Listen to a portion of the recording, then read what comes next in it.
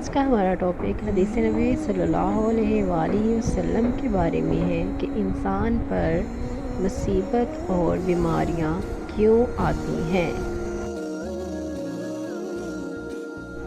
حضرت سیدنا ابو سعید خدری رضی اللہ عنہ بیان کرتے ہیں کہ رسول اللہ صلی اللہ علیہ وآلہ وسلم نے فرمایا کہ بے شک جناب موسیٰ علیہ السلام نے کہا، اے میرے رب، تو اپنے مومن بندے کو غربت زدہ اور تنگ حال بنا دیتا ہے۔ اتنے میں جناب موسیٰ علیہ السلام کے لیے جنت کا دروازہ کھول دیا گیا اور وہ اس کی طرف دیکھنے لگے۔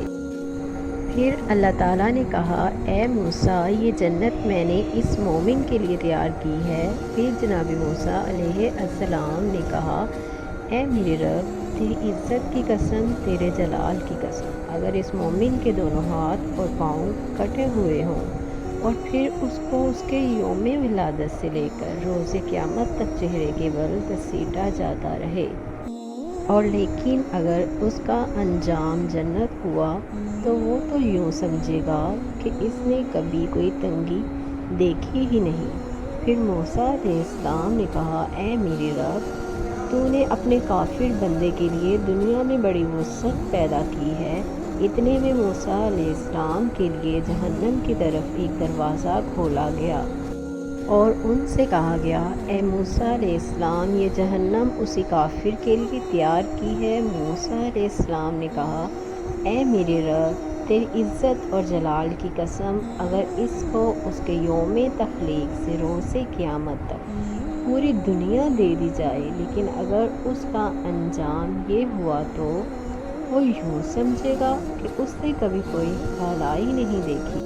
عامر رضی اللہ عنہ بیان کرتے ہیں کہ رسول اللہ صلی اللہ علیہ وآلہ وسلم نے فرمایا، امراض اور ان کے ثواب کا ذکر کیا تو فرمایا، جب مومن کو کوئی بیماری لاحق ہوتی ہے اور پھر اللہ تعالیٰ اس سے عافیت و صحت عطا فرما دیتا ہے تو وہ مرض اس کے گناہوں، سابقہ گناہوں کا کفارہ ہے اور مستقبل کے بارے میں واعظ و نصیحت بن جاتی ہے۔ اور جب منافق بیمار ہوتا ہے پھر اسے عافیت عطا کر دی جاتی ہے تو وہ اس اونٹ کی طرح ہوتا ہے جسے اس کے گھر والوں نے باندھ رکھا ہو اور پھر انہوں نے اسے چھوڑ دیا ہو۔